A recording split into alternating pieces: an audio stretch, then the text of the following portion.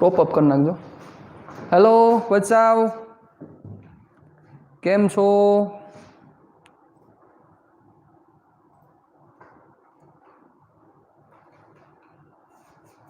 चलो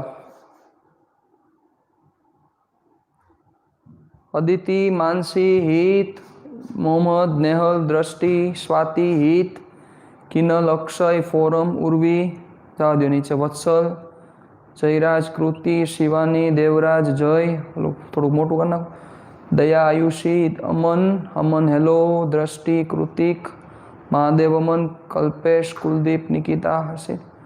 चालो केम छो बधा मजामां? मेविश, हेलो, जय, हर्षिल, अंशुमन, स्वाति, जय श्री कृष्ण, जय माताजी। चालो बधा प्रेजेंट, ऑल स्टूडेंट्स। लिंक मोकली दीदी 11 चलो चलो चलो रिप्ले आपजो એટલે મને ખબર પડે સંભળાય છે કે નહીં બધાને? यस ओके हित सरस લ્યો અક્ષય પ્રેઝન્ટ સરસ ચાલો આજનો સેશન એક ઇમ્પોર્ટન્ટ સેશન છે આપણા માટે in this session we are going to discuss about the refraction એટલે કે વક્રીભવન વિશે ચર્ચા કરવાની છે આપણે વક્રીભવન ચાલો વક્રીભવનનો મતલબ શું થશે પહેલા એક સિમ્પલ લોજિક થી આખું વર્કિંગ કરી લઈએ જે તમને ખ્યાલ છે એ પ્રમાણે જ આપણે વર્કિંગ કરી લઈએ ચાલો ધ્યાન આપજો પ્રકાશનું કોઈ ત્રાસુ કિરણ કોઈ એક માધ્યમમાંથી બીજા માધ્યમમાં પ્રવેશે ત્યારે બે માધ્યમોને છૂટી પાડતી આંતર સપાટી પાસેથી તે પોતાના માર્ગથી વિચલિત થાય છે આ ઘટનાને વક્રીભવન કહે છે બહુ સિમ્પલ એની વ્યાખ્યા છે પ્રકાશનું કોઈ ત્રાસુ કિરણ કોઈ એક માધ્યમમાંથી બીજા માધ્યમમાં પ્રવેશે ત્યારે માધ્યમને છૂટી પાડતી સપાટી આગળ ના બિંદુએ પોતાના માર્ગથી વિચલિત થાય છે આ ઘટનાને વક્રીભવન કહે છે પણ એક વસ્તુ મારે તમને સમજાવી છે વક્રીભવનના કેસમાં પહેલા કે પ્રકાશીય પાતળું માધ્યમ અને પ્રકાશીય ઘટ માધ્યમ આનો મતલબ શું છે ચાલો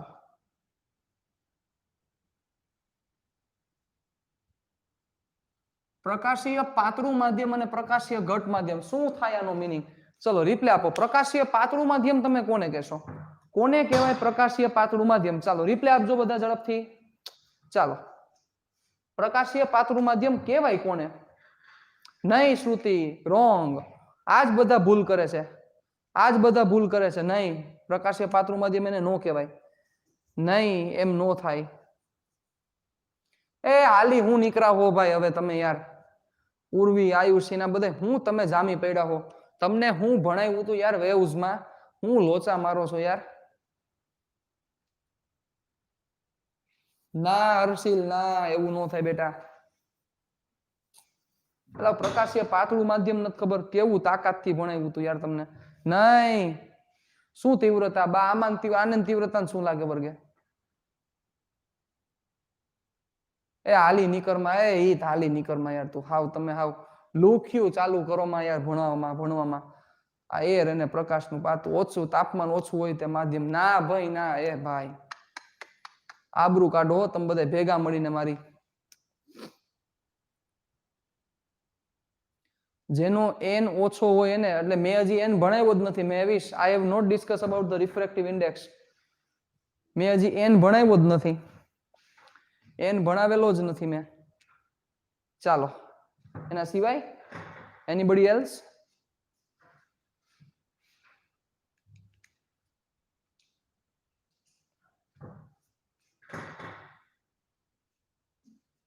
હું લખશે ભાઈ હાલો જોવો વ્યાખ્યા આવી છે કે જે માધ્યમમાં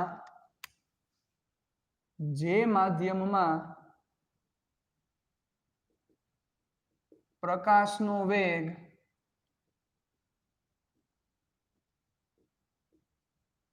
બીજા માધ્યમની સાપેક્ષે વધુ હોય બીજા માધ્યમની સાપેક્ષે વધુ હોય તો તે માધ્યમને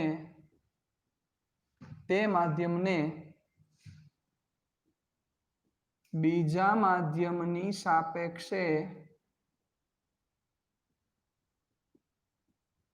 પ્રકાશીય પાતળું માધ્યમ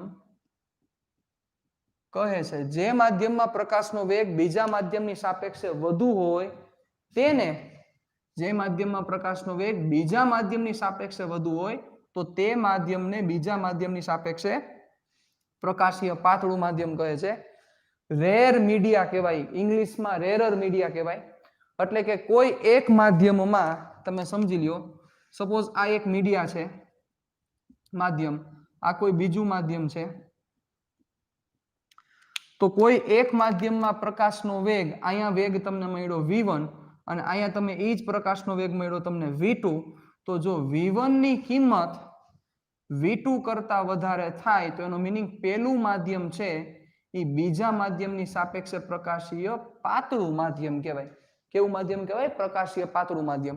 તો ઘટ માધ્યમની વ્યાખ્યા ઊંધી થાય. જે માધ્યમમાં પ્રકાશનો વેગ બીજા માધ્યમની સાપેક્ષે ઓછો હોય, it means light cannot travel as many as distance which is traveled in the another media, તો એનો મીનિંગ એવો થાય કે આ માધ્યમમાં જે પ્રકાશ ટ્રાવેલિંગ કરે છે, મતલબ કે પ્રકાશ જ્યારે ગતિ કરે છે તો એ ઓલા માધ્યમ કરતા ઓછી સ્પીડથી ગતિ કરી શકે છે. એનો મીનિંગ પ્રકાશને ગતિ કરવા માટે આ માધ્યમ એક અવરોધ પૂરું પાડે છે અને આ માધ્યમ એક અવરોધ પૂરું પાડે છે. એનો મીનિંગ આ માધ્યમ બીજા માધ્યમની સાપેક્ષે પ્રકાશીય ઘટ માધ્યમ કહેવાય. ચાલો સમજી ગયા? What is the meaning of the rarer media and denser media? ઘટ માધ્યમ અને પાતળા માધ્યમ વચ્ચેનો તફાવત શું છે? ચાલો મિનિંગ સમજ્યા? બેમાં ફેર બહુ મોટો છે એટલે થોડુંક ધ્યાન રાખજો, લુખ્યું ન આપતા, બરોબર ને? એટલે ધ્યાન રાખવું પડશે આમાં, બરોબર? આમાં કાંઈ ભૂલ ન થાય કારણ વગરની, એને થોડુંક જોજો સારી રીતે.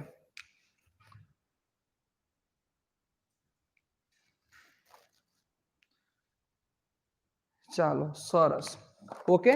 હવે સાંભળજો. તો મોટા ભાગના સ્ટુડન્ટ્સ ની એક માનસિકતા છે, જે માનસિકતા મારે ક્લિયર કરવી છે.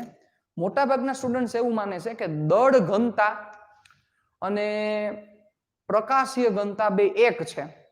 મોટા ભાગના સ્ટુડન્ટ્સનું માનવાનું એવું છે કે દળ ઘનતા અને પ્રકાશીય ઘનતા બે એક છે.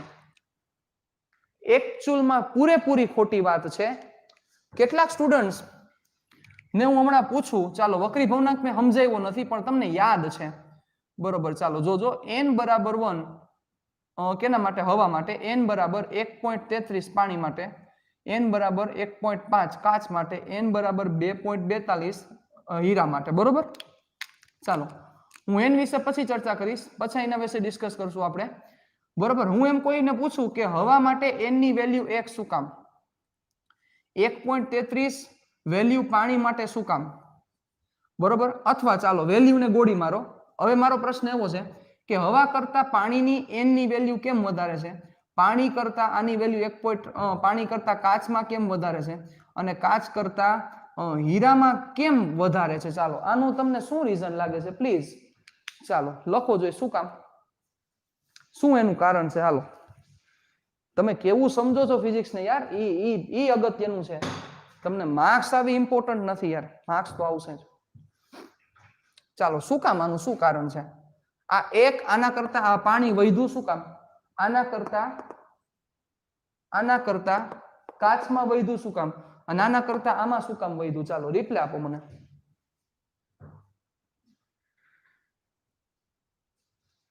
કરણ હું લખ્યું ન સમજાતું કાંઈ?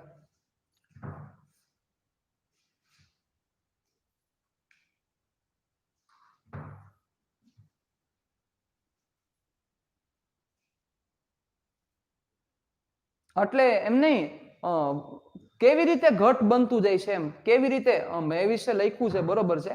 કેવી રીતે ઘટ બનતું જાય છે? આયુષ્ય લખ્યું છે એર કરતા વોટરમાં પ્રકાશ માટે અવરોધ વધારે છે.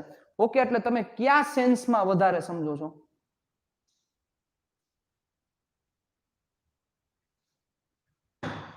હું લખસ યાર, કાંઈ ખબર નથી પડતી.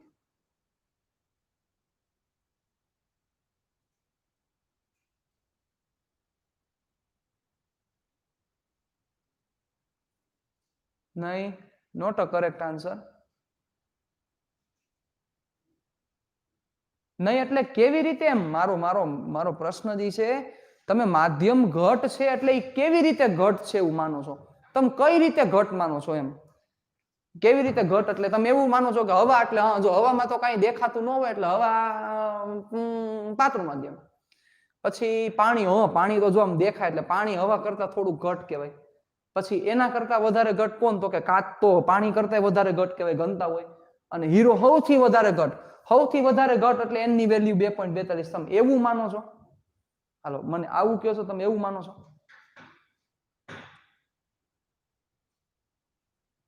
એ બોગાવ એમ નો થાય. આ જ વસ્તુ મારે તમને સમજાવી છે. એમ નો થાય, એવી રીતે નો થાય સાહેબ. દળ ઘનતા અને પ્રકાશીય ઘનતાને કાંઈ લાગુ પડતું નથી યાર. તમે કેમ આવા લોચા મારો છો? દળ ઘનતાને પ્રકાશ સાથે કાંઈ લાગુ પડતું નથી.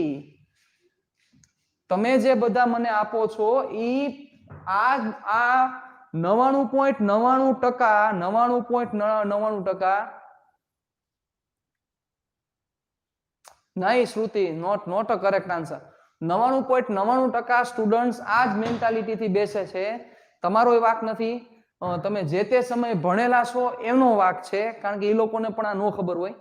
તમે સમજો, જો એક વસ્તુ હું તમને સમજાવવા માંગુ છું કે વક્રી ભવનાંક છે એને ઘડીક વાર અહીંયા સાઈડમાં મૂકી દો તમે, બરોબર? હવે એક વસ્તુ તમને સમજાવવા માંગુ છું. જો હવા હોય ને, હવા, ચાલો આ હવા, પછી આ હવા સમજી લ્યો આપણે, ઉભા રહ્યો, હું આને હવા કહી દઉં, આ હવા, બરોબર? હવે આ પાણી,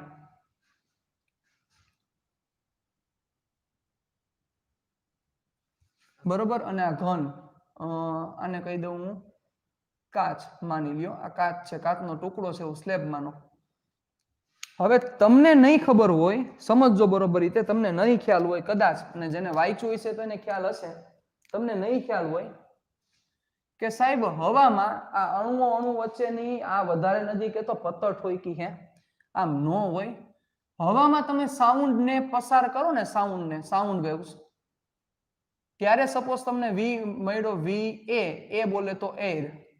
પાણીમાં તમે સાઉન્ડ વેવ્સ તમે પસાર કરો ત્યારે સપોઝ વેલોસિટી મળી VW, અને તમે ઘનમાં પસાર કરો સાઉન્ડ વેવ્સ ને ત્યારે તમને વેલ્યુ મળી VG. તો જો તમે આ VA, VW અને VG વચ્ચેનું રિલેશન ફાઇન્ડ કરો ને, તો બચ્ચાઓ VG is greater than VW is greater than VA, આવું થાય. મતલબ કે કાચમાં ધ્વનિનો વેગ હવા કરતા વધારે હોય, પાણી કરતા વધારે હોય. ચાલો તો હવે તમે એવું કહેશો કે કાચમાં અણુ વચ્ચેનું અંતર ખૂબ ઓછું હોય તો ધ્વનિનો વેગ એમાં ઓછો થવો જોઈએ.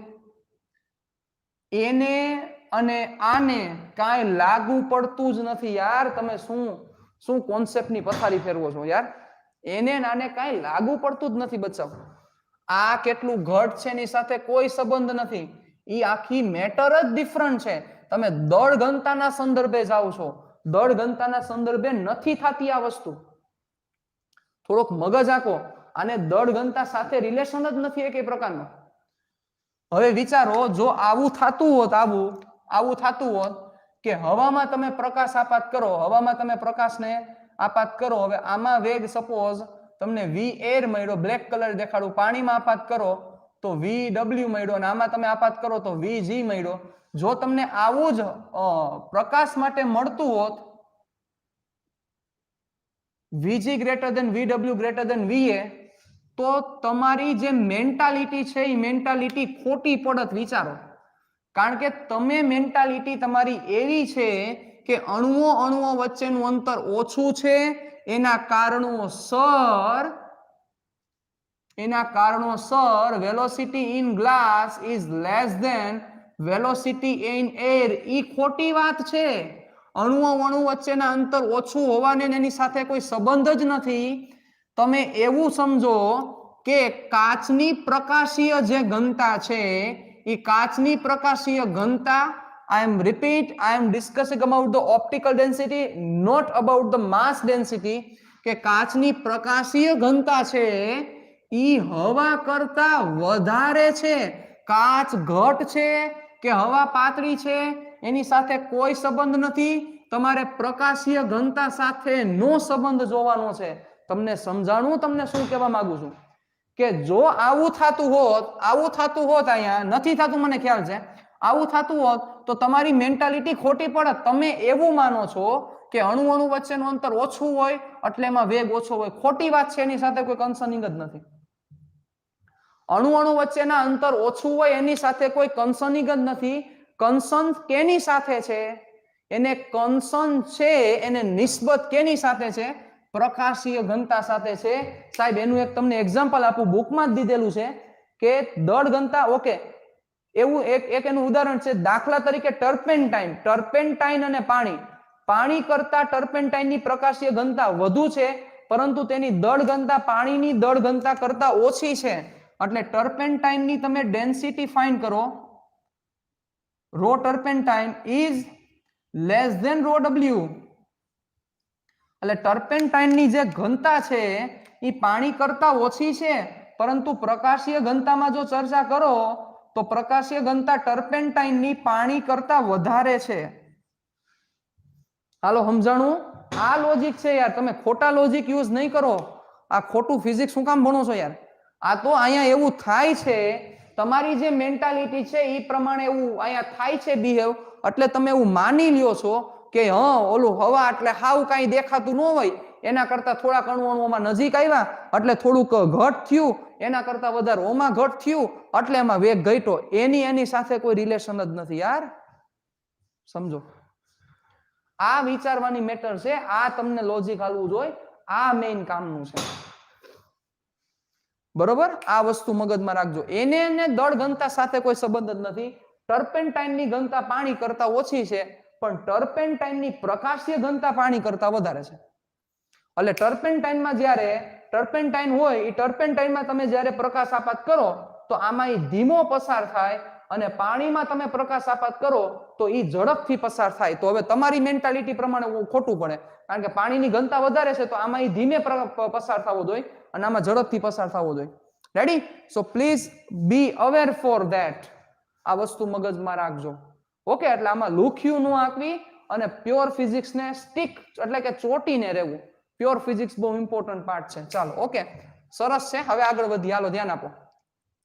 એટલે પહેલી આ મેન્ટાલિટી. બીજી વસ્તુ, what do you think about the refractive index? વક્રી ભવનાંકનો મતલબ શું થાય? ચાલો, આ મારો પહેલો પ્રશ્ન છે, કારણ કે કોઈને ઈ જ નથી ખબર પેલા વક્રી ભવનાંક એટલે હું. જામી પડ્યા હોય સ્નેલનો નિયમ, n1 sin θ 1 બરાબર n2 sin θ 2 લખી નાખો ને માર્ક્સ લઈ આવો. જામી પડ્યા હોય પણ એમાં કાંઈ ખબર ન પડતી હોય. વક્રી ભવનાંકનો મીનિંગ શું છે? ચાલો, what do you mean by refractive index? તમારા મતે શું થવું જોઈએ? વક્રી ભવનાંકનો મીનિંગ શું થવો જોઈએ? ચાલો રિપ્લાય આપો જોઈએ. વક્રી ભવનાંક એટલે શું? રિફ્રેક્ટિવ ઇન્ડેક્સ શું સૂચવે છે? શૂન્યાવકાશમાં પ્રકાશ ઝડપ અને માધ્યમમાં નહીં. યસ, જો આજ લોચા છે. તમે ફોર્મ્યુલાને એનો કોન્સેપ્ટ સમજો છો. ફોર્મ્યુલા એનો કોન્સેપ્ટ છે જ નહીં. મને ખબર જ હતી, શ્રુતિએ આન્સર આપ્યો, મને ખબર જ હતી આ જ આન્સર આવશે કે શૂન્યાવકાશમાં પ્રકાશની ઝડપ એટલે આ ફોર્મ્યુલા મને દીધું n = c/v. n = c/v. આ થોડો વક્રી ભવનાંક છે. આને વક્રી ભવનાંકને શું લાગે વર્ગે? આ તો એનું એક ફોર્મ્યુલા છે. That is not the pure concept. What's the meaning of the refractive index? Pure concept મહત્વ છે સાહેબ. મોહમ્મદ આપ્યો આન્સર થોડુંક લોચો છે. પ્યોર કોન્સેપ્ટ જોઈ સાહેબ. એ કોઈ મેટર જ નથી. તમે આ વેલ્યુ મૂકીને કરી નાખો, એ શું કામનું? એ ફિઝિક્સ ભણીને જ કામનું નહીં, ભણાય નહીં એવું ફિઝિક્સ. પ્યોર સમજો. પ્યોર સમજવું હોય ને એટલે કોઈ દી મિસ્ટેક ન થાય સાહેબ. અને કાલે JEE નું પેપર ગયું,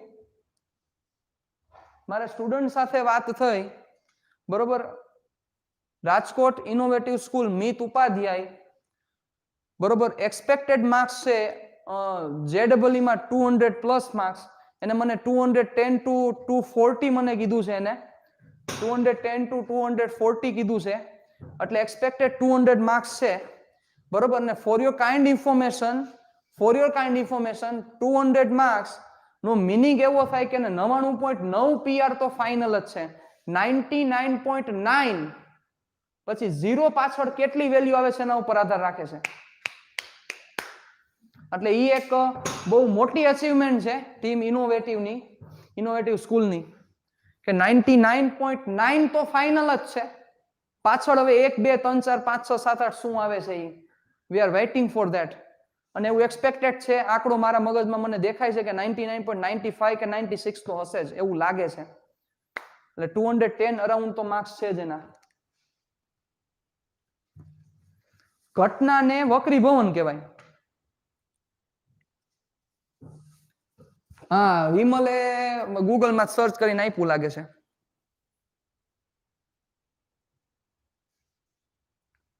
જો સમજો મીનિંગ ઓફ રિફ્રેક્ટિવ ઇન્ડેક્સ નો મતલબ શું છે, સાંભળો.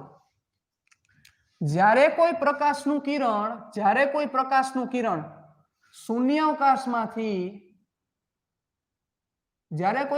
કિરણ શૂન્યાવકાશમાંથી માધ્યમમાં એન્ટર થાય તો માધ્યમને લીધે ઈ પ્રકાશનું કિરણ પોતાના માર્ગથી કેટલા પ્રમાણમાં વિચલન થાય ઈ વિચલનના પ્રમાણને રિફ્રેક્ટિવ ઇન્ડેક્સ કહેવાય સાહેબ. કે કોઈ પ્રકાશનું કિરણ શૂન્યાવકાશમાંથી આવે છે, શૂન્યાવકાશમાંથી કોઈ એક માધ્યમમાં આવ્યું તો એ પોતાના માર્ગથી કેટલા પ્રમાણમાં વિચલન થયું, how much amount it deviates from its initial path, E amount વધારે પ્રમાણમાં વિચલન થાય તો એનો મીનિંગ રિફ્રેક્ટિવ ઇન્ડેક્સ હાઈ, ઓછા પ્રમાણમાં વિચલન થાય તો એનો રિફ્રેક્ટિવ ઇન્ડેક્સ લો. મતલબ કેટલા પ્રમાણમાં વિચલન થાય છે એને વક્રીભવનાંક કહેવાય સાહેબ. ચાલો ક્લિયર. હવે આખી વસ્તુ તમને શું કહેવા માંગુ છું, પાણીમાં 1.33 એનો મીનિંગ શું થાય તો કે શૂન્યાવકાશની સાપેક્ષે એનું વિચલન એટલું થાય છે. મેં નહીં વાંચ્યું હોય ભાઈ, તેજસ કરો તો ઉપર સાહેબ, હું લખ્યું છે તેજસ,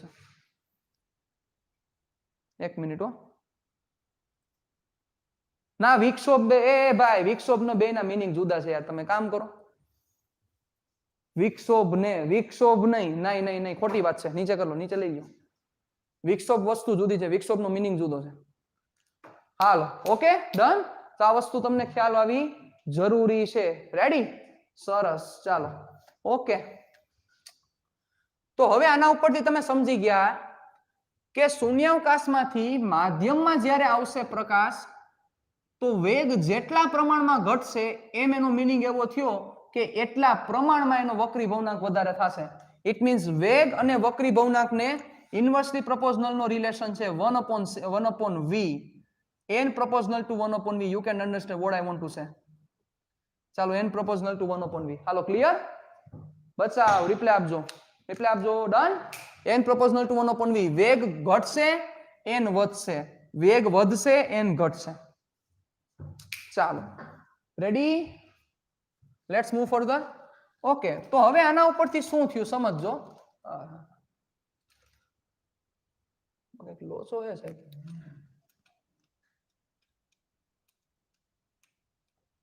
કોને બાપુના હે ધંધા?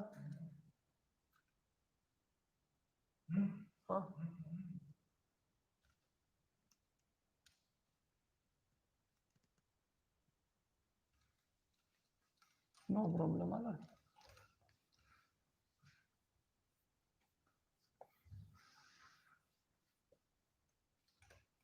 હાલો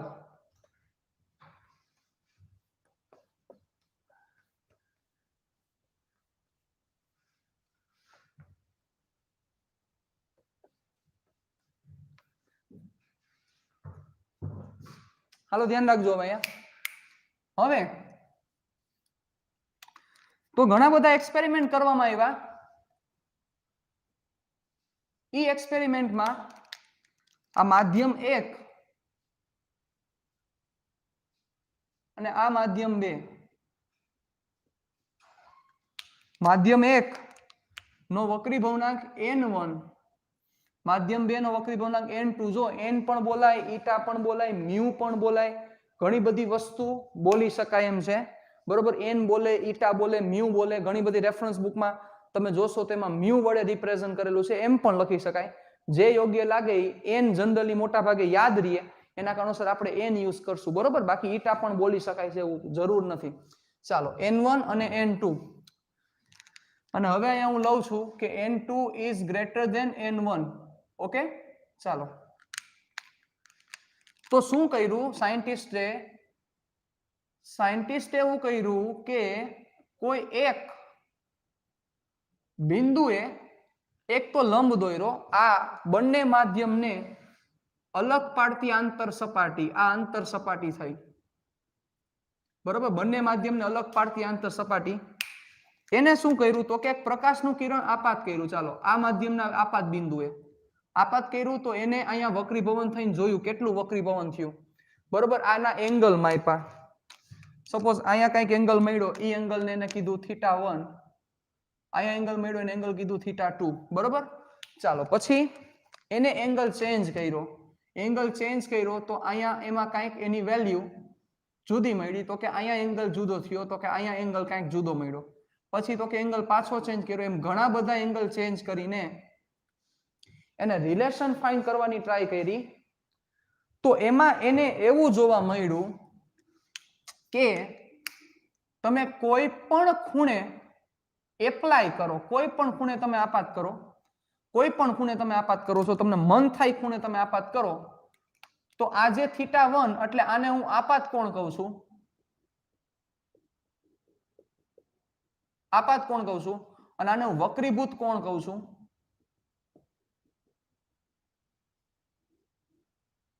તો એને એવું જોવા મળ્યું કે કોઈ પણ ખૂણે તમે આપાત કરો એ પ્રમાણે તમને સામે વક્રીભૂત કોણ મળશે. આ આપાત કોણ અને આ વક્રીભૂત કોણનો જે ગુણોત્તર છે, આ ગુણોત્તર અચળ જોવા મળે છે. It means ratio of the sine of the angle, એટલે કે આપાત કોણ અને વક્રીભૂત કોણના જે સાઇન છે એના સાઇનનો ગુણોત્તર અચળ જોવા મળે છે. એને એવું નોટિસ કર્યું પ્રાયોગિક રીતે. કેવી રીતે નોટિસ કર્યું? પ્રાયોગિક રીતે.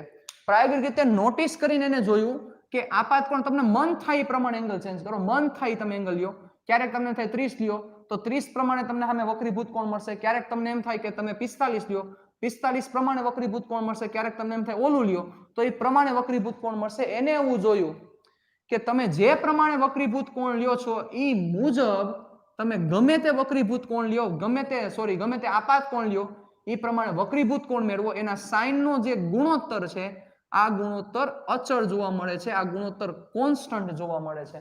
આવું સાયન્ટિસ્ટે નક્કી કર્યું અને એ ગુણોત્તરની જે કિંમત હતી, આ કિંમત n21 બરાબર હતી. કોના બરાબર હતી? n21 બરાબર. n21 નો મીનિંગ એવો થાય, n21 નો મીનિંગ છે પ્રથમ ની સાપેક્ષે બીજાનો વક્રી ભવનાંક. શું થાય n21 નો મીનિંગ? પ્રથમ ની સાપેક્ષે બીજાનો વક્રી ભવનાંક, કે જેને આવી રીતે રિપ્રેઝન્ટ કરવામાં આવે છે n2/n1 વડે રિપ્રેઝન્ટ કરવામાં આવે છે. કેના વડે રિપ્રેઝન્ટ કરવામાં આવે? n2/n1. તો આના ઉપરથી તમે ફાઇન્ડ કરો તો sin θ1 upon sin θ2 is equal to n2/n1. n1 ને અહીંયા જવા દો, sin θ2 ને અહીંયા જવા દો, તો n1 sin θ1 is equal to n2 sin θ2, which is the formula of the Snell, which is Snell's law. આને તમે સ્નેલનો નિયમ કહો છો. n1 sin θ1 is equal to n2 sin θ2. Got it? ચાલો રિપ્લાય આપી દેજો બધા.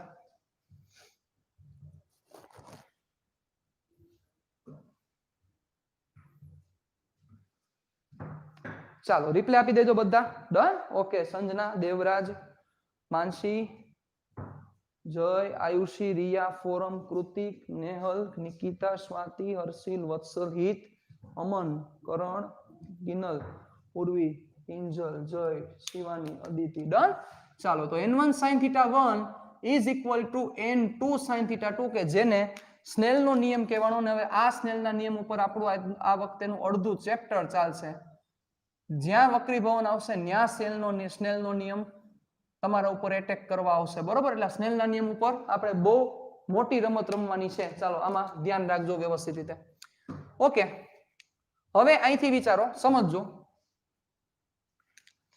હવે ધોરણ 10 મુજબ હું થોડીક ચર્ચા કરી લઉં, પછી મારે પ્યોર એક પ્રશ્ન પૂછવો છે.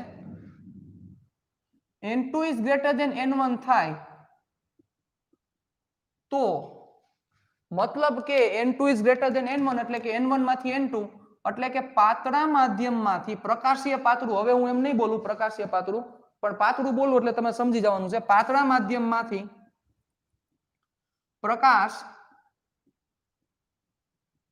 ઘટ માધ્યમમાં એન્ટર થયો. ચાલો માનો પાતળા માધ્યમમાંથી પ્રકાશ ઘટ માધ્યમમાં એન્ટર થયો તો શું થશે? લંબની તરફ વાંકું વળશે કે લંબથી દૂર જશે? રેડી? મતલબ પ્રકાશનું કિરણ પાતળા માધ્યમમાંથી ઘટ માધ્યમમાં જાય છે, બધાને ખબર છે લંબ તરફ વાંકું વળશે. કેના તરફ? લંબ તરફ વાંકું વળે. ચાલો બધાને ખ્યાલ છે. હવે એની જગ્યાએ આવું થાય કે જો n2 is less than n1 થાય તો n2 is less than n1 મતલબ n1 વધારે છે, n2 ઓછા છે, મતલબ કે પ્રકાશ ઘટ માધ્યમમાંથી પાતળા માધ્યમમાં એન્ટર થાય તો શું થશે? તો કે લંબથી દૂર તરફ થશે. કઈ બાજુ જશે? લંબથી દૂર તરફ જશે. બધાને ખ્યાલ છે, આમાં કોઈ મોટી મેટર નથી. બરોબર? લંબથી કેવું તરફ થશે? તો કે દૂર તરફ જશે. શું કામ જાય? તો કે અહીંથી સમજી શકાય એવી વાત છે. ધ્યાન આપજો. હાલો થોડુંક હવે મેથેમેટિક્સ ની હું ચર્ચા કરું છું. અહીં ધ્યાન આપજો. n2 by n1 is equal to sin theta 1 upon sin theta 2. Okay, હવે અહીંથી જુઓ n2 is greater than n1 થાય, n2 is greater than n1 થશે એટલે આ વેલ્યુ કેવી થઈ? મોટી થઈ, ગ્રેટર ધેન 1 થયા. તો એનો મીનિંગ એવો થાય, શું થશે? વિચારો જોઈ કે sin theta 1 is greater than sin theta 2 is greater than sin theta 2. જોવો જોઈએ થાય કે નો થાય? આ કિંમત એક કરતા મોટી થાય તો આને એક કરતા મોટી કરવા માટે છેદ નાનો કરવો પડે ને અંશ કરતા. એટલે sin theta 1 is greater than sin theta 2 અને sin તમને ખબર છે sin વધતું વિધેય છે. sin કેવું વિધેય છે? વધતું વિધેય છે. આ ખબર હોવી જોઈએ. 0 અહીંયા 0 અહીંયા sin 0 હોય, અહીંયા sin 1 હોય, અહીંથી આમ આઈલા દો તો sin વધતું જાય એટલે theta 1 is greater than theta 2 લખી શકાય. cos માટે આવું ન લખી શકાય. cos માટે આવું ન લખી શકાય. બરોબર? ચાલો આ પેલું. હવે જો આની જગ્યાએ ઊંધું થાય કે જો n2 is less than n1 થાય implies that sin theta 1 is less than sin theta 2 થયા તો એનો મીનિંગ એવો થાય theta 1 is less than theta 2. મતલબ કે theta 2 ની વેલ્યુ theta 1 કરતા મોટી થાય, theta 1 કરતા મોટી થાય, એનો મીનિંગ લંબથી દૂર જાય. Ready? It's very easy to understand. આ ખબર હોવી જરૂરી છે. ઓકે, ચાલો આ વસ્તુ ખ્યાલ છે. હવે આના ઉપરથી હું એમ કહું કે નિરપેક્ષ વક્રી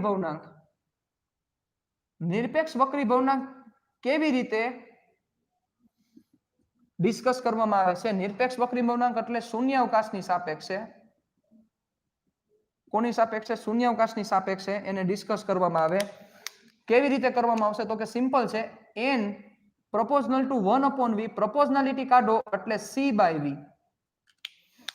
એના અચળાંક તરીકે c તરીકે એને કન્સિડર કરવામાં આવે છે. એટલે પ્રકાશના વેગની સાથેની કમ્પેરિઝન છે. એટલે જો શૂન્યાવકાશની તમે ચર્ચા કરતા હોય જ્યાં v છે એ શું છે? તો કે v નો મીનિંગ માધ્યમમાં પ્રકાશનો વેગ.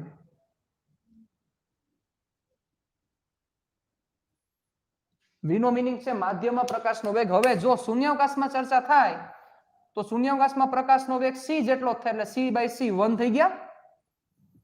અને બીજા કોઈ માધ્યમમાં જાય તો ઈ માધ્યમને ઓપ્ટિકલ ડેન્સિટી હશે જ તો એની વેલ્યુ સી કરતા ઓછી આવશે એટલે એની વેલ્યુ વધશે.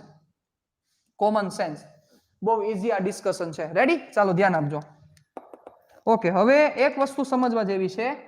તો આના ઉપરથી n1 અને n2 વચ્ચેનો રિલેશન લઉં વેગના ફોર્મમાં, તો n1 is equal to c by v1, n2 is equal to c by v2.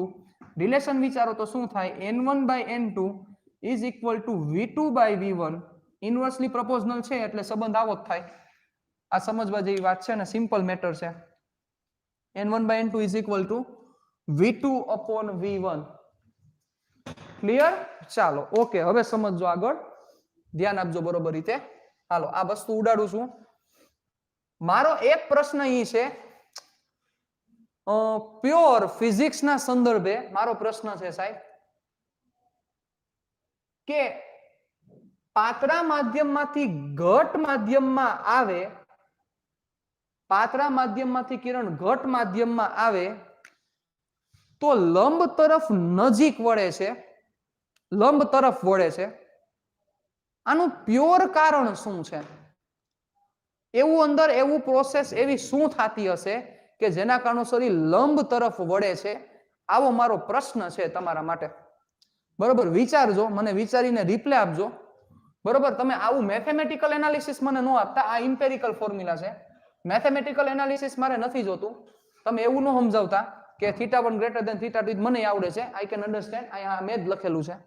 E important ઈ નથી જરૂર મારે. મારે એવું જોઈએ છે પ્યોર ફિઝિક્સના બેઝિક્સ ઉપર કે જ્યારે કોઈ કિરણ પાતળા માધ્યમમાંથી ઘટ માધ્યમમાં આવે તો લંબ તરફ વળવાનું, લંબ તરફ ખેંચાવાનું શું પ્યોર રીઝન છે? સિમ્પલ પ્યોર રીઝન મારો વર્ડ છે. શું કારણ છે, શું પ્રોસેસ થતી હશે કે જે કિરણ આ એક આ દિશામાં જઈ રહ્યું છે ઈ કિરણ ડાયવર્ટ થાય છે પોતાના પાથ ઉપરથી? એનું શું કારણ છે? અને બીજી વસ્તુ વિચારો, આના ઉપરથી હજી એક મારે તમને વસ્તુ શીખવાડવી છે, પછી શીખવાડીશ. અને ત્યારે પાછું કુદરતને આપણે સેલ્યુટ દેશું, કારણ કે હવા નામનું જે મિક્સચર ભગવાને બનાવેલું છે સાહેબ, ઈ કોઈના બાપની ત્રેવડ નથી. આવા શબ્દો મારે વાપરવા પડે. ઈ ભગવાન સિવાય કોઈની તાકાત નથી. એવું તાકાતવાળું મિક્સચર આ હવા છે.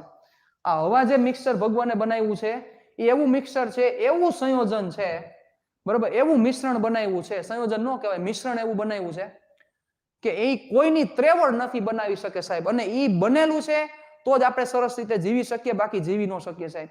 ઈ પ્રૂવ કરીશ. એક ઓલરેડી આપણે પ્રૂવ કરી દીધું છે.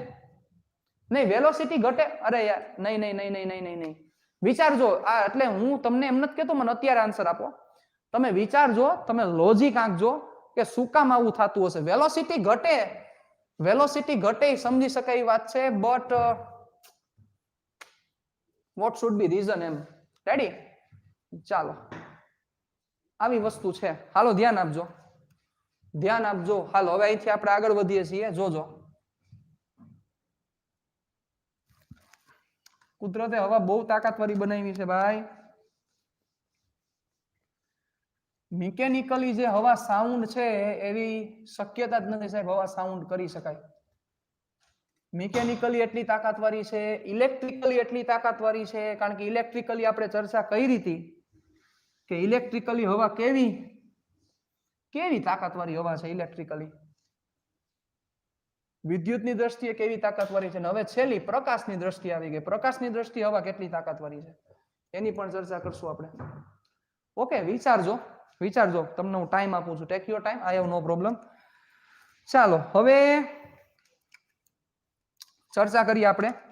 ચાલો એક સમ માટે આપણને બહુ કામ લાગશે, એની એક ડિસ્કશન કરી દઉં. ચાલો ધ્યાન રાખજો.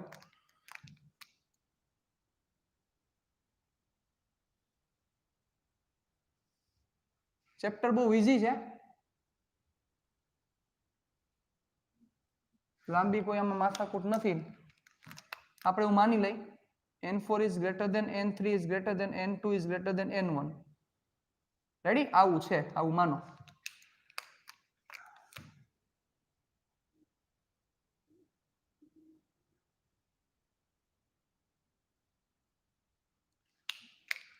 ચલો અહીંથી કિરણ એક એન્ટર થયું. ઓકે, લંબથી આ એનો મૂળ માર્ગ, લંબથી નજીક આવશે, આ એનો મૂળ માર્ગ, લંબથી નજીક આવશે અને લંબથી નજીક આવશે. આવું થયું. હાલો માનો. રેડી? ચાલો જોજો.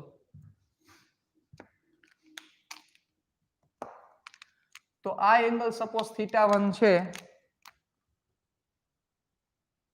આ એંગલ θ2 છે. જોજો z બને છે એટલે આ θ2, e θ2 એટલે આ θ3, આ θ3 એટલે આ θ3 અને આ θ3 એટલે આ θ4. રેડી? ચાલો તો હવે સમજજો. P, Q અને R. તો P બિંદુએ સ્નેલનો નિયમ એપ્લાય કરો. P બિંદુએ સ્નેલનો નિયમ એપ્લાય કરો એટલે શું થાય? n1 sin θ1 is equal to n2 sin θ2. Q બિંદુએ સ્નેલનો નિયમ એપ્લાય કરો થાય n2 sin θ2 is equal to n3 sin θ3. R બિંદુ એપ્લાય કરો તો શું થાય? n3 sin θ3 is equal to n4 sin θ4. ચાલો તો હવે કઈ સમજાય છે આ શું કહેવા માંગે છે? આ એવું કહેવા માંગે છે n1 sin θ1 is equal to n2 sin θ2 is equal to n3 sin θ3 is equal to n4 sin θ4. મતલબ કે તમારે આ ખૂણો અને આ ખૂણા વચ્ચેનો રિલેશન જોતો હોય તો થઈ શકે કન્ડિશન એક કે માત્ર ને માત્ર એક કિરણ હોવું જોઈએ કે જે કિરણ જુદા જુદા માધ્યમમાંથી પસાર થતું હોવું જોઈએ. હવે ગમે તે રીતે થાય, જેમ કે આવું થાય, સાંભળો, આવું થાય, આવું થયું. કેવી રીતે? અહીંથી એક કિરણ આપાત થયું, બરોબર? આવી રીતે આપાત થયું. હવે ગતિ કરતા કરતા કરતા કરતા કરતા આવડું ગયું, અહીંયા સુધી ગયું અને હવે અહીંયાથી પાછું વક્રી ભવન થયું. ચાલો તો તમારે આ ખૂણા અને આ ખૂણા સાથે તમારે સંબંધ લેવો હોય તો લઈ શકાય. ઈ વક્રી ભવન સૂચવે છે કન્ડિશન એક કે માત્ર એક જ કિરણ હોવું જોઈએ. કારણ કે જે કિરણની લેતા હોય ચર્ચા તેની તો એની ચર્ચા લેવી પડે ને. તો તમે કોઈ પણ સાથે કનેક્શન લઈ શકો. અહીંયા લઈ શકો, અહીંયા લઈ શકો, અહીંયા લઈ શકો, કોઈ પણ જગ્યાએ લઈ શકાય. રેડી? આ વસ્તુ મગજમાં ક્લિયર કરીને રાખજો. શું થયું? આ વસ્તુ મગજમાં ક્લિયર કરીને રાખજો. ચાલો બચાવ. રેડી? રિપ્લાય આપજો. એટલે કે આ જગ્યાએ જે વક્રી ભવનાંક થાય, વક્રી ભવનાંક અને સાઈન નો ગુણાકાર, ઈ જ આ જગ્યાએ વક્રી ભવનાંક અને સાઈન નો ગુણાકાર થાય. રિપ્લાય આપજો. ઓકે, ચાલો ચાલો ચાલો ચાલો રિપ્લાય આપજો ભાઈ. બધાના આન્સર જોઈ મારે, કારણ કે દાખલામાં કામ આવશે. દાખલો આવશે ને ત્યારે જરૂરિયાત પડશે. ઓકે ઓકે, સરસ. ચાલો હવે જોજો બીજી વસ્તુ. n21 is equal to n2 by n1. હાલો આ સમજી શકાય વાત છે. n21 is equal to n2 by n1. હવે આવું છે n41. તો n41 બરાબર શું થશે? n4 by n1. હવે મારે તગડો બગડો બધાય લઈ આવવા છે. ચાલો શું કરવું પડે વિચારજો, ધ્યાન આપજો. હું કરું એ ધ્યાન આપજો.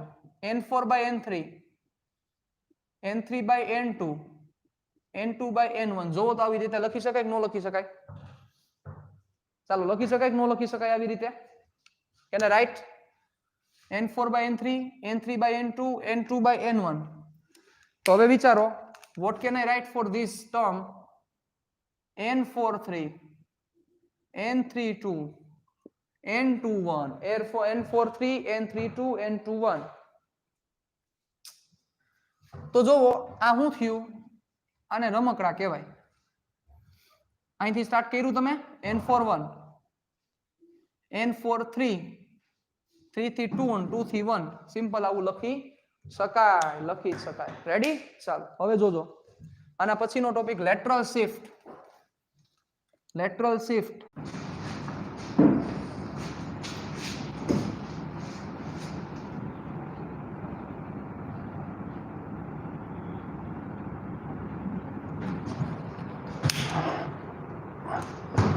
ઓકે. ચાલો આ T જાડાઈનો slab.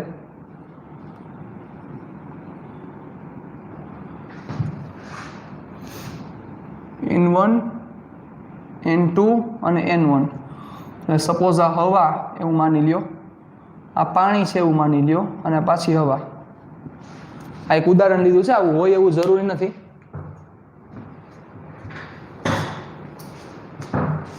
CZ26 boat hacker અને ગોળી મારી દઈશું હું. આ વિમલ ને હાલો ધ્યાન આપજો.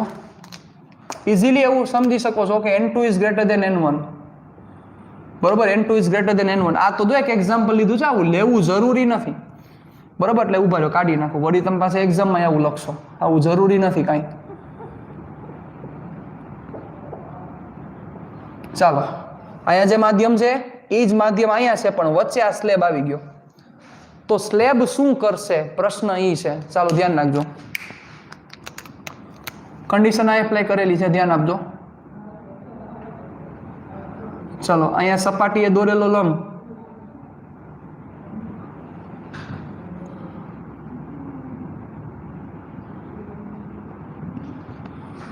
ઓકે. હવે ધ્યાન આપવા જેવી વાત એ છે કે અહીંથી હું કોઈ કિરણ આપાત કરું છું. ચાલો કિરણ આપાત કર્યો. આ કિરણનો એનો મૂળ માર્ગ, ચાલો આ કિરણ પોતાના મૂળ માર્ગે ચાલ્યું જાય છે, જે એનો માર્ગ છે એ જ એક θ1 જેટલા એંગલે આપાત કર્યું આપણે. હવે અહીંથી શું થશે, વક્રીભૂત થશે, કારણ કે અને કઈ બધું લંબ તરફ. ચાલો અહીંયા આવ્યું. તો સમજો, બહુ સમજ જ એવી વાત છે કે અહીંથી આટલું ડેવિએટ થયું, આટલું ડેવિએટ થયું. રેડી? એટલે આ એંગલ બન્યો θ2. અહીંથી આટલું ડેવિએટ થયું એટલે આ એંગલ બન્યો θ2. સમજજો. તો હવે થોડોક વિચારવા જેવો પ્રશ્ન મારે તમને પૂછવો છે. કે સપોઝ આ હવામાંથી પાણીમાં આવે, તો હવામાંથી પાણીમાં આવવાને લીધે 20 ડિગ્રી નજીક આવ્યો ટુવર્ડ્સ ધ નોર્મલ. તો બચાવી પાણીમાંથી જ્યારે હવામાં જાય તો એ 20 ડિગ્રી જ દૂર જાય કે ન જાય? ચાલો, આવો પ્રશ્ન છે મારો તમારી પાસે. આવો પ્રશ્ન મારે તમને પૂછવો છે. બરોબર, ચાલશે. હાલો, આમાં કોઈ ફિગરમાં પ્રોબ્લેમ નથી. ચાલો, થાય કે ન જાય? યા સિમ્પલ વસ્તુ છે. અહીંથી 20 ડિગ્રી નજીક આવ્યું હોય તો 20 ડિગ્રી પાછો જશે. પણ વિચારો, જ્યારે 20 ડિગ્રી પોતાના પાથથી ડેવિએટ થાય તો એ આને પેરેલલ થઈ જશે. વિચારો જોઈ, થઈ જાય કે ન થઈ જાય? એટલે આ કેવું થઈ જાય તો કે પેરેલલ. આ બંને રેઝ સમાંતર કિરણો થઈ જાય કે ન થઈ જાય? યસ ઓર નો?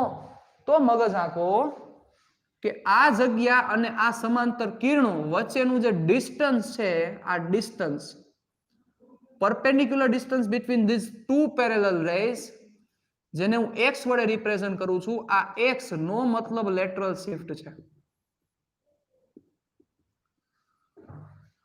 મતલબ કે જ્યારે કોઈ એક પ્રકાશનું કિરણ છે એ એક કોઈ સ્લેબમાંથી બહાર નીકળે તો એ પોતાના મૂળ માર્ગથી કેટલું શિફ્ટિંગ પામે છે, કેટલું શિફ્ટ થાય છે. જોવો, આટલું શિફ્ટ થયું. આ એનો મૂળ માર્ગ હતો, ત્યાંથી આટલો શિફ્ટ થયો. એ દિશા એ જ રહેશે, પણ એનો શિફ્ટિંગ થયું. તો આ શિફ્ટિંગને લેટરલ શિફ્ટ કહે છે. શું કહે છે? Lateral shift. હવે આ x ની વેલ્યુ મારે ફાઇન્ડ કરવાની છે, એટલે આપણું કામ પૂરું. બીજું કાંઈ આપણે માથાકૂટ કરવાની નથી થતી. તમને દીધેલું છે આ t જાડાઈનો સ્લેબ આપેલો છે, બીજી કાંઈ ચર્ચા કરવાની નથી થતી. હાલો જોવો શું થશે. પોઈન્ટ P, આ પોઈન્ટ Q. હાલો હવે જોજો, ધ્યાન આપજો. P, Q અને આ પોઈન્ટ ને હું R કહી દઉં છું. હાલો હવે વિચારીને જવાબ આપજો. આ ટોટલ એંગલ θ1 થાય. વિચારો, આ ટોટલ એંગલ θ1 થાય. જોવો જોઈએ, થાય કે ન થાય? અભિકોણની જોડ બને, મગજ આંકો. થાય θ1? તો આ જે બનશે, આ જે ખૂણો બને એ બને θ1 માઇનસ θ2. વિચારો, બહુ સિમ્પલ વસ્તુ છે. શું બનશે? θ1 માઇનસ θ2. ચાલો ધ્યાન આપજો, મારે x જોઈએ છે. તમે સમજી શકો છો આ 90 નો એંગલ છે. This is the angle of 90. તો ત્રિકોણ PQR માટે હું ચર્ચા કરું તો શું થશે? For triangle PQR કરો apply. sin θ1 minus θ2 is equal to સાબા. સાબા એટલે QR ના છેદમાં કર્ણ. કાટકોણની સામેની બાજુ કર્ણ થાય એટલે PQ. QR એટલે x ના છેદમાં PQ. sin θ1 minus θ2. રેડી? ચાલો PQ ન જો તો મારે T લઈ આવવાનો છે સાહેબ, મારે T લઈ આવવાનો છે એટલે હું શું કરું છું ધ્યાન આપજો, અહીંથી હું લંબ ખેંચું છું, જોજો એટલે પાછો 90 એંગલ બન્યો, સમજજો બરોબર રીતે, અને અહીંયા હું આપી દઉં છું S, તો હવે ત્રિકોણ PSQ વિચારો, તો ત્રિકોણ PSQ માં જોજો PSQ માં PQ કર્ણ થયો, જોવો PQ શું થયો, કર્ણ થયો, તો જોતા તમને ખબર પડવી જોઈએ PSQ માં PQ કર્ણ, તો મારે T લઈ આવવો છે, તો મારે આ શું છે cos θ 2 છે, this is cos θ 2, તો અહીંયા ઇઝીલી હું sin એપ્લાય કરું તો QS આવશે, QS નું કામ નથી, મારે T લઈ આવવો છે એટલે મારે પાસેની બાજુ એપ્લાય કરવી પડશે, તો શું થશે, ત્રિકોણ PSQ માટે cos θ 2 is equal to પાબા, પાબા એટલે PS ના છેદમાં કર્ણ એટલે PQ, cos θ 2 PS ની વેલ્યુ થશે T ના છેદમાં PQ, ઓકે, PQ ને સબ્જેક્ટ કરી દો અહીંથી, એટલે PQ is equal to T by cos θ 2, સમીકરણ 1 માં મૂકી દો, સમીકરણ 1 માં મૂકતા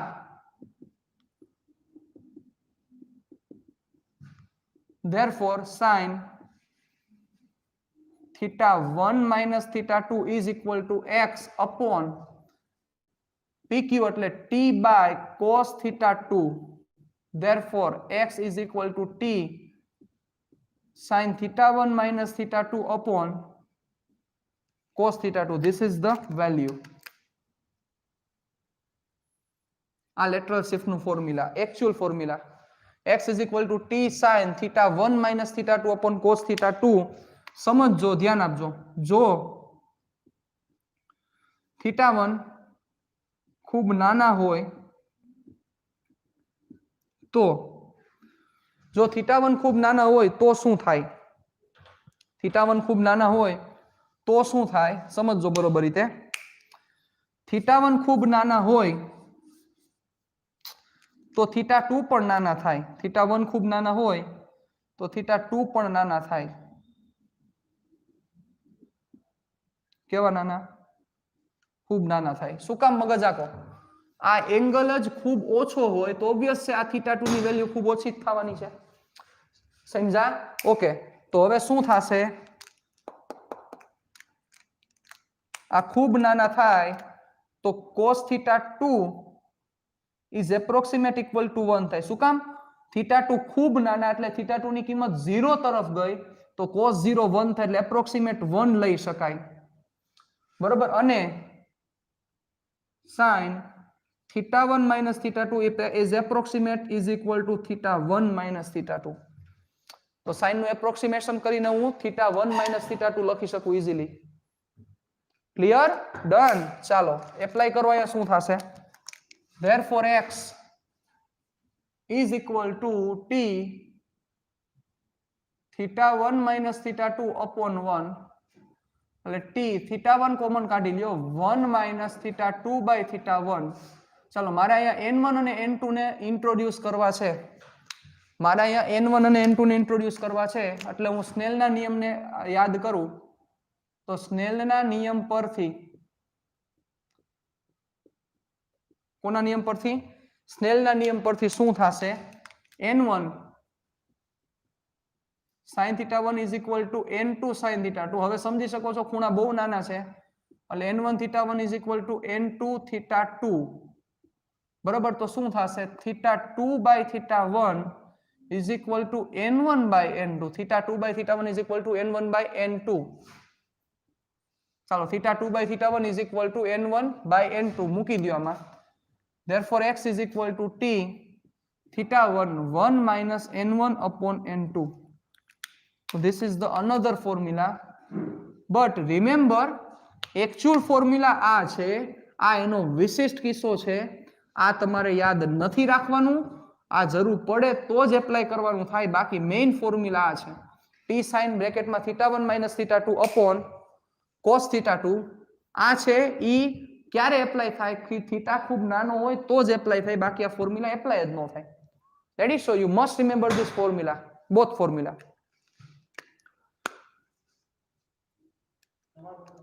હાથ લુવા હાટું છે, હાથ લુવા છે આ મારું રૂમાલ છે હા ન્યા રાખ્યો તો ડન રેડી સરસ ચાલો વધી આગળ ચર્ચાને આગળ વધારીએ થોડી ધ્યાન આપજો ઓકે જોજો બરોબર રીતે આ સ્ક્રીનશોટ લઈ લેજો બચ્ચા લખવાનું છે તમારે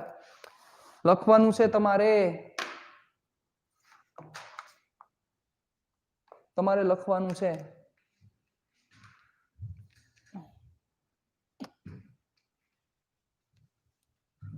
ચાલો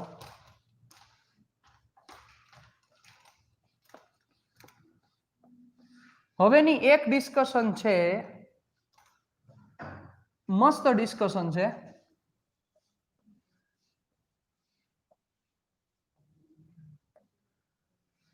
શું થયું બાપુ પાણી પાવ ને પાણી લેક્ચર લઈ લઈને મારું ગળું બેસી ગયું હાવ અહીંયાથી ઓલી બાજુ ચાલો સાચી ઊંડાઈ અને આભાસી ઊંડાઈ વચ્ચેનો સંબંધ ચાલો 2 માર્કનો અગત્યનો પ્રશ્ન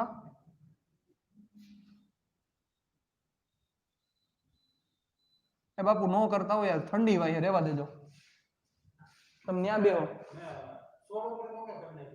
ના 25 ઉપર મેં જ રાખેલું હતું હા હા કરી નાખો સાચી ઊંડાઈ અને આભાસી ઊંડાઈ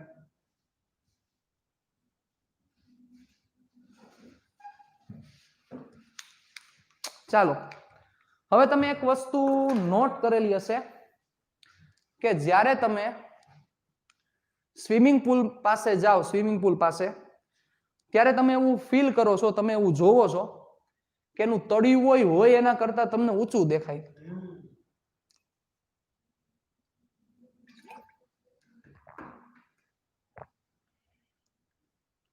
ચાલો આવું તમે ફીલ કર્યું છે કે નથી કર્યું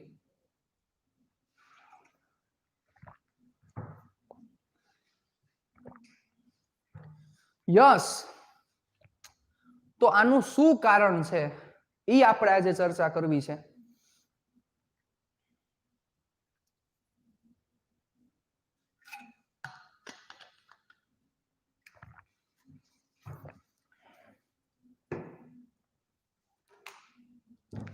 બરોબર ને ચાલો હવે સાંભળજો અહીં ધ્યાન આપજો પણ આ સમજતા પહેલા મારો એક પ્રશ્ન છે જે બહુ મસ્ત પ્રશ્ન છે સમજવા જેવો પ્રશ્ન છે આ આંખ માની લ્યો તમારી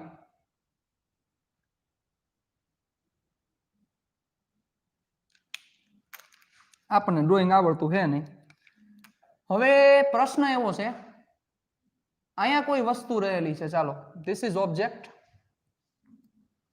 એમાંથી કિરણ કંઈક આવી રીતે આવ્યું મતલબ કિરણ નીકળું આવી રીતે અહીંયા કોઈ પરિસ્થિતિને લીધે આમ થયું તમારી આંખમાં અહીંયા પ્રવેશ્યું હવે મારો પ્રશ્ન એ છે તમે વિચારી મને આન્સર આપજો તમારી આંખ આ વસ્તુને કઈ જગ્યાએ જોવે તમારી આંખ આ વસ્તુને કઈ જગ્યાએ જોવે આવો પ્રશ્ન છે ચાલો તમારી આંખ મુજબ ઈ વસ્તુ ક્યાં હશે તમને શું ફીલ થાય ચાલો થોડુંક વિચારીને મને રિપ્લાય આપજો એમનેમ જવાબ ન દેતા થોડુંક વિચારીને મને રિપ્લાય આપજો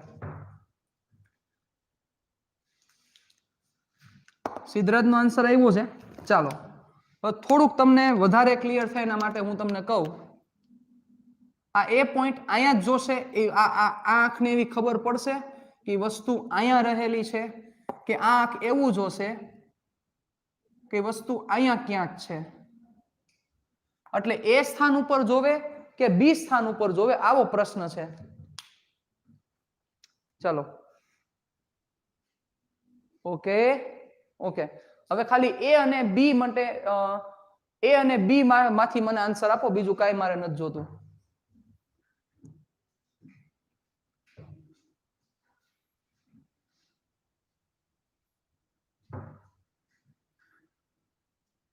યસ કરેક્ટ આન્સર બી પાસે જોવે આપણી આંખ એનામાં જે એની આંખમાં જે પ્રવેશે છે એટલે આંખ એવું જોવે કે આ જગ્યાએ કોઈ વસ્તુ રહેલી છે અથવા આ જગ્યાએ કોઈ વસ્તુ રહેલી છે, એમાંથી આવતું કિરણ આ છે.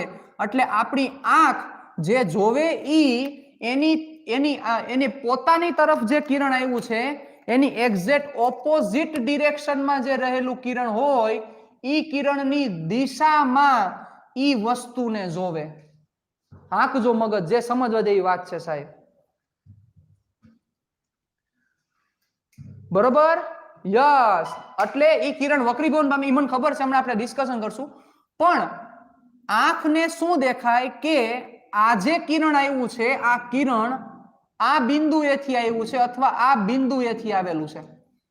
મતલબ કે તમે જે જોવો છો ઈ તમને વાસ્તવિક નો દેખાય, તમને એનું આભાસી પ્રતિબિંબ દેખાય સાહેબ. આ આભાસી તમને દેખાય, આ વાસ્તવિક નો દેખાય સાહેબ. તો હવે સમજવા જેવી વાત ઈ છે, હું ફિગર ડ્રો નહીં કરું, હું તમને એક વસ્તુ દેખાડવા માંગુ છું. જોવો, તમે બુક ઓપન કરો, તમે બુક ઓપન કરો, એમાં 314 નંબરનું પેજ કાઢો, 314 નંબરના પેજ ઉપર જાઓ. બરોબર? 314 નંબરના પેજ ઉપર એક વસ્તુ જોવો, તમને હવે સમજાઈ જશે કે શું થાય. ચાલો જોજો, આવી રીતના વસ્તુ દીધેલી છે. 314 નંબરના પેજ ઉપર વયા જાઓ. 314 નંબરના પેજ ઉપર પહેલી આકૃતિ જોવો.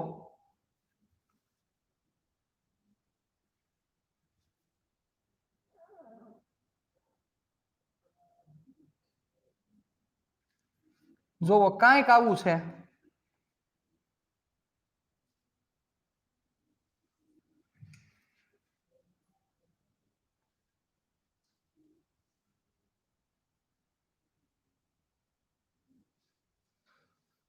મળ્યું? હવે વિચારો, તમે તમારી અહીંયા આંખ રાખી હોય તો તમને વિચારો જો આનું પ્રતિબિંબ ક્યાં મળે, આના ઉપરથી તમને સમજાઈ જાય. તમે તમારી આંખ અહીંયા રાખો તો તમને એનું પ્રતિબિંબ ક્યાંથી, તમને આ બે કિરણો ક્યાંથી આવતા હોય એવું દેખાય?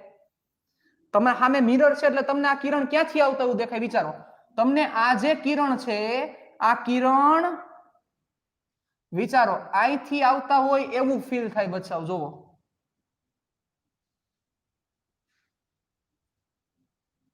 સમજા?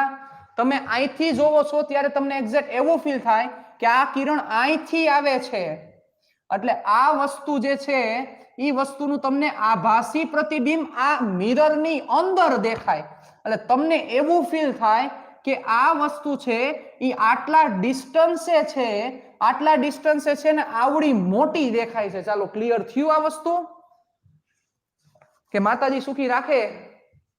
હે, આ પ્યોર કોન્સેપ્ટ છે યાર, આ ફિઝિક્સ ની મજા છે. આવી વસ્તુ બને છે. ક્લિયર થયું?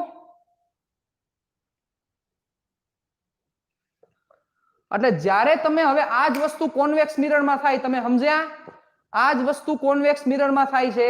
કોન્વેક્સ મિરરમાં તમે જોવો એટલે તમને ઈ વસ્તુ એટલી ડિસ્ટન્સ ઉપર તમને દેખાય. જ્યારે તમે જોજો, આ તમે અત્યારે ઘરે ફ્રી જશો, લેક્ચર પતે પછી તમે જોજો, તમારી બાઇકમાં તમે બેસજો, બાજુનો મિરર છે એમાંથી જે કિરણો નીકળે છે એ કિરણો નીકળે તમારી આંખમાં પ્રવેશે એટલે કિરણ શું જોવે કે આ બે કિરણો અહીંયા ક્યાંકથી આવતા એવું લાગે છે, એટલે એને એ વસ્તુ એવડી દેખાય સાહેબ. આ રીતના આખું વર્કિંગ થાય.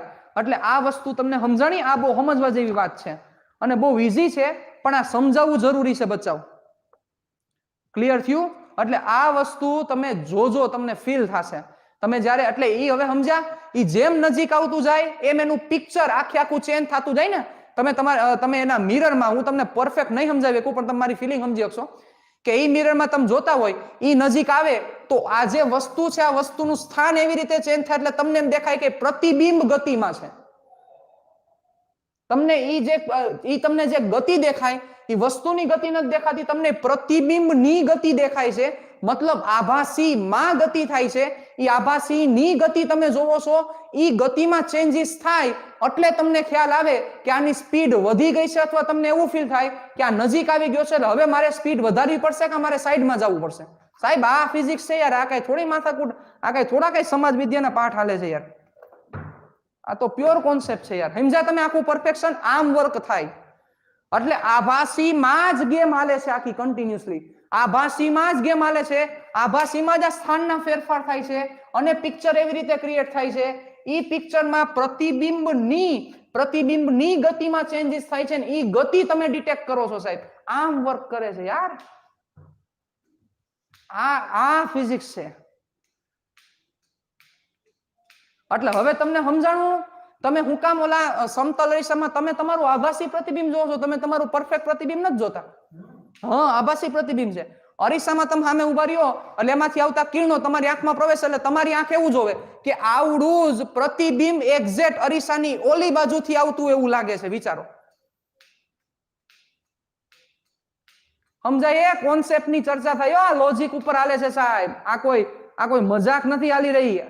કોન્સેપ્ટની ડિસ્કશન થાય છે સાહેબ. એટલે હવે આ જ વસ્તુ બને સમતલ અરીસામાં. સમતલ અરીસામાં તમે જેટલા ડિસ્ટન્સે ઊભા હોય એમાંથી આવતા કિરણો જ્યારે પરાવર્તન થાય તમારી આંખમાં પ્રવેશ એટલે તમને એવું ફીલ થાય કે આ એક્ઝેક્ટ આ જગ્યાએથી આવતા હશે. આ જગ્યા એટલે ક્યાંથી? આવડી જ વસ્તુ આ જગ્યાએ ઊભી છે ત્યાંથી આવતા હશે એવું તમને ફીલ થાય. એટલે તમને એવું દેખાય કે હા, હું એટલા જ ડિસ્ટન્સે અહીંયા ઊભો છું. લાઈટ થાય છે, તમારી આંખ એવી રીતે ડિટેક્ટ કરે છે ભાઈ.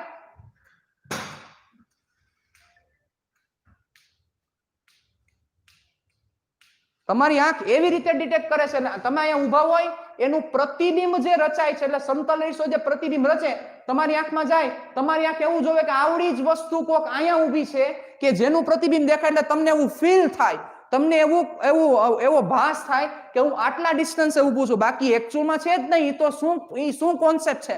એ આભાસીનો કોન્સેપ્ટ છે યાર.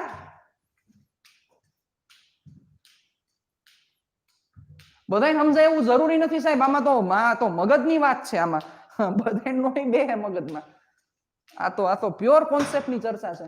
But I M trying my level best to teach you what is the beauty of physics. સાહેબ, ફિઝિક્સની બ્યુટી શું છે? વોટ ઇઝ ધ ફિઝિક્સ યાર. આ ફિઝિક્સ સમજવા જેવું છે. બરોબર. હવે આ જ વસ્તુ થાય છે બચ્ચાઓ જ્યારે સૂર્ય ઉગવાનો હોય ત્યારે. આ જ વસ્તુ થાય છે સૂર્ય ઉગવાનો હોય ત્યારે. કેવી રીતે થાય છે ચાલો જોજો.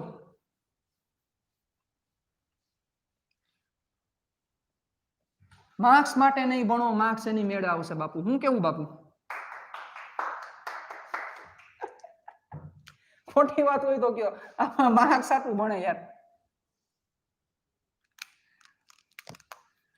ચલો, આ ક્ષિતિજ અહીંયા તમે ઊભા છો, આ ક્ષિતિજ છે. ક્યારે સૂર્યોદય થયો કહેવાય?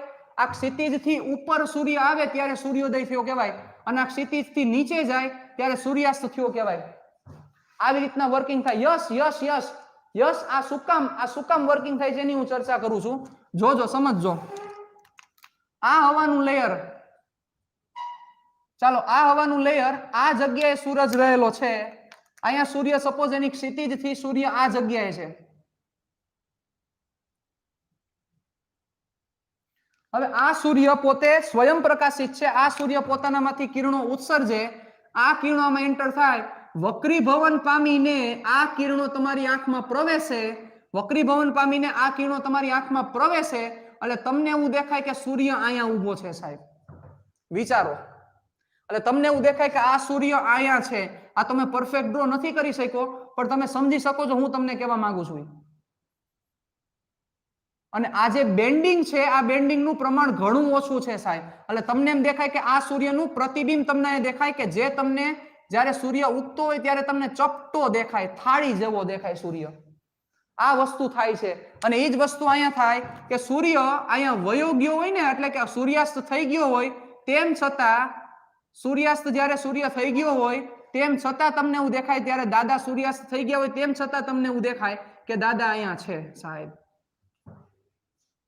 એટલે 2 મિનિટ વહેલા સૂર્ય આવ્યો એવું દેખાય એટલે કે દાદા આવ્યા એવું દેખાય, અને 2 મિનિટ બાદ સુધી દેખાય એટલે ટોટલ 4 મિનિટનો ડિફરન્સ પડે સાહેબ. ચાલો સમજા વ્યવસ્થિત રીતે લોજિક આયલું શું વસ્તુ થાય છે. તો હવે આપો સાહેબ કુદરતને સલામ કરો. ભાવિન સાહેબ શું સલામ કરવાની વાત છે? n = c/v. હવે વિચારજો સાહેબ, હવા કુદરતે એવી તાકાતવાળી બનાવી છે કે એનો જે v છે એ એપ્રોક્સિમેટ ઇક્વલ ટુ c થાય છે. એપ્રોક્સિમેટ ઇક્વલ ટુ c એટલે શૂન્યાવકાશમાં જે પ્રકાશ ગતિ કરે શૂન્યાવકાશમાં જે પ્રકાશનો જે બિહેવિયર છે, મતલબ કે શૂન્યાવકાશ મીનિંગ જે જ્યાં કાંઈ નથી ત્યાં જે પ્રકાશનો બિહેવિયર છે એવો જ બિહેવિયર હવા કે જેની પાસે બધી વસ્તુ રહેલી છે તેમ છતાં એનો બિહેવિયર એપ્રોક્સિમેટ નથી એની જેમ વર્તે છે સાહેબ.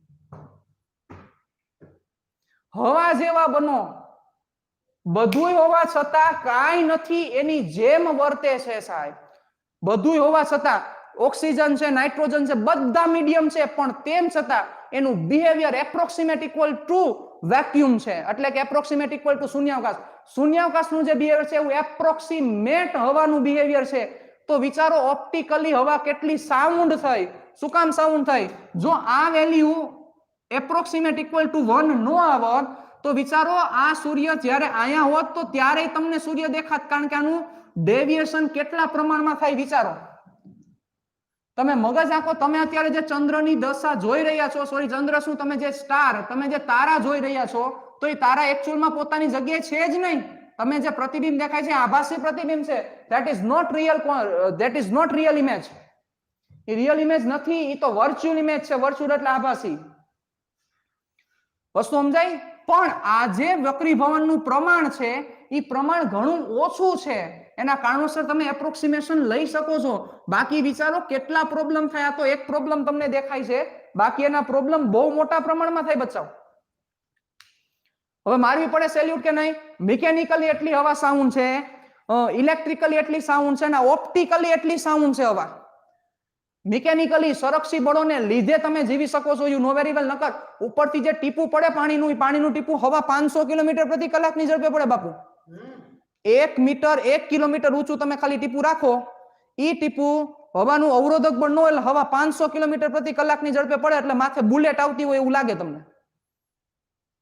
પણ ઈ અવરોધ એવી રીતે સફિશિયન્ટ છે, એવી રીતે મેન્ટેન કરેલો છે ભગવાને કે જેથી નીચે પડે છે, લાગતું નથી, તમારું વર્કિંગ થઈ જાય છે. આ મિકેનિકલી.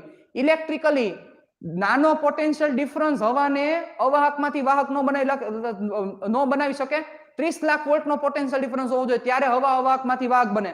ઈ ઇલેક્ટ્રિકલી સાઉન્ડ અને ઓપ્ટિકલી સાઉન્ડ કે એનો જે રિફ્રેક્ટિવ ઇન્ડેક્સ છે એ એપ્રોક્સિમેટ ઇક્વલ ટુ વેક્યુમ છે સાહેબ. આ ઇમ્પોર્ટન્સ છે યાર. આ સમજો, આ કુદરતની બ્યુટી છે, આ નેચર છે. આ કઈ ડાયરા થોડા છે યાર. આ તો પ્યોર ડિસ્કશન છે યાર. આ સમજવાની વાત છે. હાલો હિમજા, બધા હિમજા. શું સમજાવવા માંગુ છું કે હુઈ ગયા મોટા ભાગના? રિપ્લાય આપજો.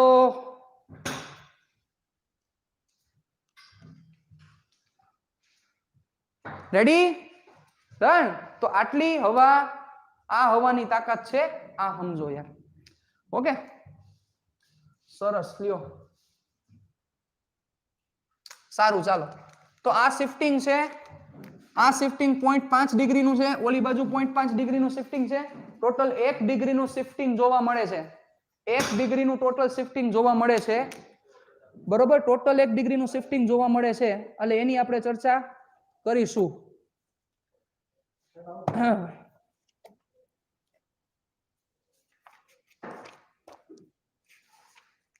રેડી? યસ.